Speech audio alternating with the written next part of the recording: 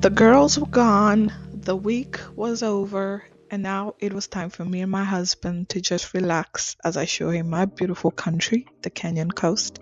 So we headed down to the coast, and this is how it was. First things first, the first day we took a walk at the white sandy beaches of Diani. I've been bragging about them this whole time. My husband has never been, so it was his first time, and I guess it lived up to the hype. We took in the breeze and had those effortless morning conversations that just make you fall in love more. And here we were. There's something about walking by the ocean that just resets everything for me. I mean, if you ask me, I would leave by the shore, literally, build my house and live there. But anyway, every turn of the shoreline gave us a new view to fall in love with. We laughed, pointed out shells, got our feet wet, and posed a million times just to take it all in. This place is magic. Well, at least according to me, and walking it together made it even better. And we came across this massive, gorgeous, should I call it cliff? Let me know what it is down below in the comment section. And it was so beautiful. I mean, it was giving National Geographic meets romantic adventure. And I was thinking about taking some pictures, of which I did. Hopefully, I'll be posting them on Instagram soon.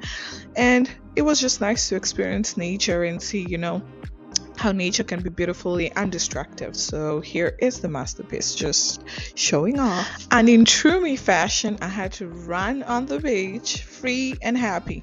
Actually, I was a track star when I was in school. Like, if you were in school with me, comment below and let them know, like, I was the baddest. The baddest. Baby girl, you the baddest. Oh yeah, shake your asset. Make you no gonna forget. Imagine.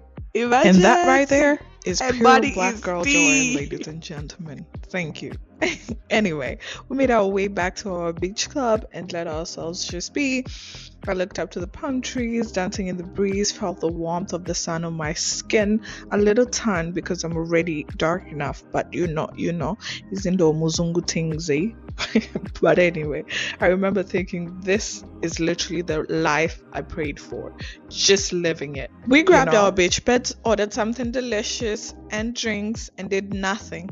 And I mean the best kind of nothing, just laying side by side, talking, laughing, eating, watching people pass by, our favorite sport, and feeling so much ease in each other's presence. It was one of those days where it was just like a golden hour. Anyway, it was time for us to go back to our hotel soon, wash up, and get dressed as we had a reservation at the one and only Alibaba's Cave restaurant. I mean, if you've been to Diani, that's a must stop. It's legendary, and for a good reason. I mean, I was excited, honestly, and the whole vibe was giving a luxury romantic night. So, yeah.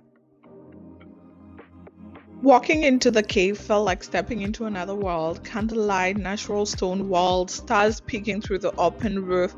It was unreal, so intimate, so romantic. Every detail made it feel like we were part of something timeless. And of course, my husband took the lead, ordered our drinks and dinner while I sat there looking beautiful, smiling and soaking in the moment. It was one of those scenes where you're fully present, fully in love, and fully aware that you're living a memory you'll cherish forever. And that's my man. And my man. Thank you to my man. But anyway, let me tell you the thing that I didn't like about this restaurant, honestly, which is my honest review. The food. I expected so much more from this restaurant in terms of food, and I was so disappointed. I would say, like, I had a starter. First of all, they have this set thing that you have to order a starter, main, and dessert, which is fine. I mean, if you set a price, it must be worth the price, according to me. Yeah, missing to a mathematics, but 1 plus 1 is 2, eh? My starter was absolutely not good. It was a beef carpaccio, and if you know beef carpaccio, it's raw meat. It was absolutely tasteless. The ginger did nothing for it, the soy sauce did nothing for it. So, like, literally 1 out of 10. My husband's starter was good. My main was absolutely amazing, which was a duck. My husband's main was absolutely horrible. So it's like roles were just switched. Anyway, we ate what we ate, and there's nothing we could do about it. We enjoyed the what's it called, We enjoyed the dessert though, which was just ice cream because we were extremely full from all the drinks, and just enjoyed the place. I guess we paid for their stuff. But then again, that's the thing with aesthetically pleasing restaurants. I feel like their quality usually just starts declining at some point because everyone is so hyped about how beautiful it is and pictures you can take there and all that shit.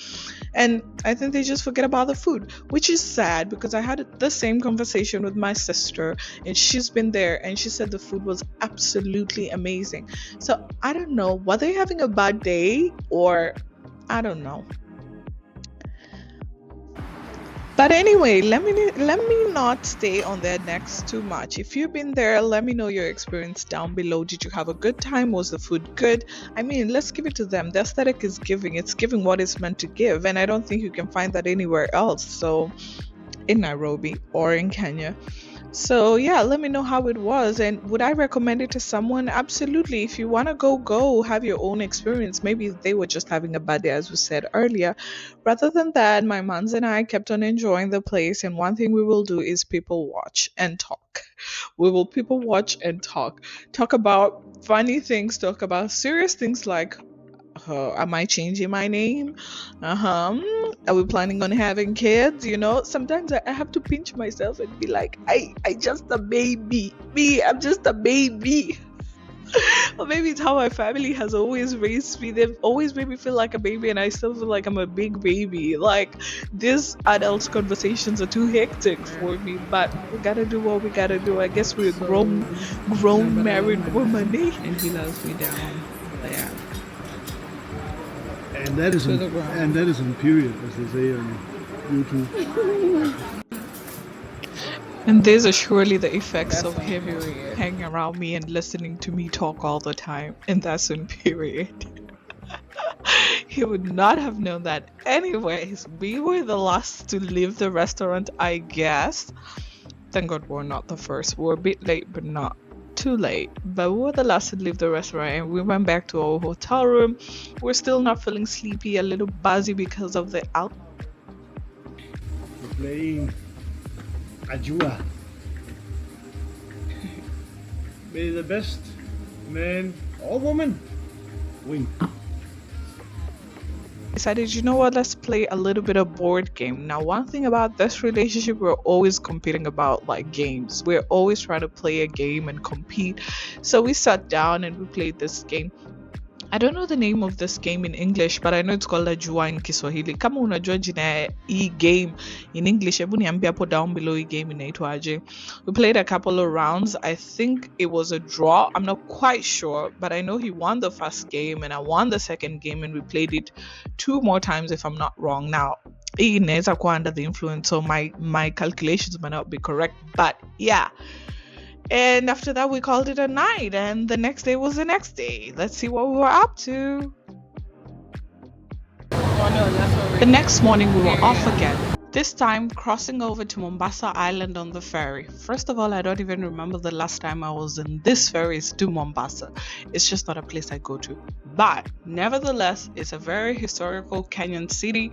And as a first timer to Kenya, it's a place you first have to go. And the place we're going to, the Fort Jesus. And let me tell you, this place is more than just a monument. Built by the Portuguese in the late 1500s, Fort Jesus was a military stronghold meant to guard the old port of Mombasa.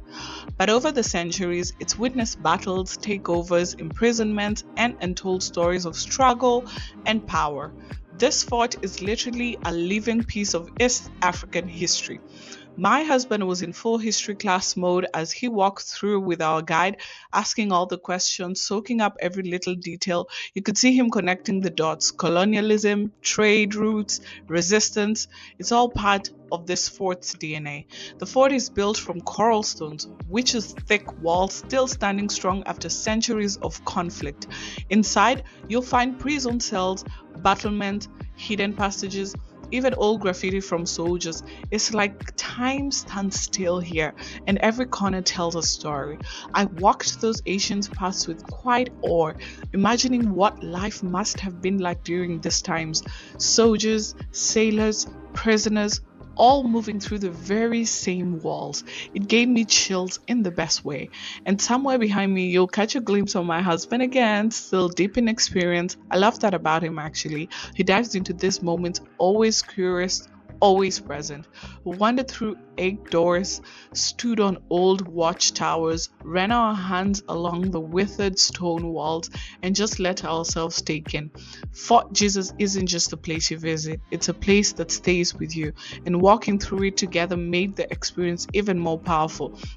A perfect reminder that history isn't just in books, it's alive, and sometimes you get to touch it.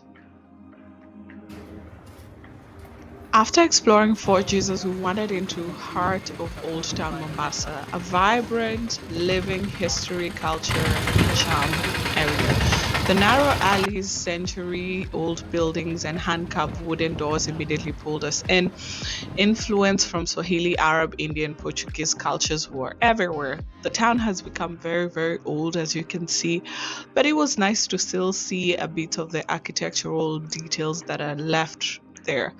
The scent of spices lingering in the air, literally. You know how it is if you're Kenyan. Our guide brought us to stores to sample some stuff, buy some stuff. I mean, like, are you a tourist if you're not doing these things? We moved slowly, soaking in the energy, rising through antique shops filled with handcrafted jewelry, baskets, vintage finds. The locals were very warm as usual and welcoming, and there was this peaceful buzz around, calm yet full of life. My husband and I shared quiet looks, both of us completely immersed in the beauty of it all. Old Town wasn't just a place we visited, it was something we experienced with all our senses, a place that wrapped us in the rhythm and left a mark we'll never forget. It was nice being back after a long while. I mean, it's Old Town, could be kept better, but it's Old Town. So, yeah, it has its charm. Before heading back to Diani, we made one last essential stop, the spice market in Mombasa. I mean, if we came all the way, why don't you just go to the market, right? Anyway, there's no way we could live without hunting down some good Mabuyus. My sisters were literally depending on me, and I was depending on myself, child. Anyway, the colors, the aroma, the energy, this market was bursting with life. Every stall felt like a little treasure trove. Unajua to the hustle. Hey, madam hapa. Hey, muzungu hapa. Hey. Kweli. Anyway, we met the sweetest vendor, Mr. Ali, an absolute legend. He insisted we try everything, and we tried a little bit. From chili mangoes, known as achari, which is my fave, to coconut peanuts, and the full-on tasting adventure. We even tried coffee. Like, hey, finally, I got my hands on my Mbuyu, flavored Mabuyu, some with pili pili, and I was happy. With bags full of spicy snacks, happy hearts, and that nostalgic taste of childhood in hand, we made our way back to Diani. Tired and completely content. This little escape gave us everything: adventure, love, culture, and the kind of memories that stay with you after the sun sets. Thanks for coming along with us. Until the next adventure, keep chasing beauty, making memories, and laughing out loud. See you in the next one. Mwah! Love you.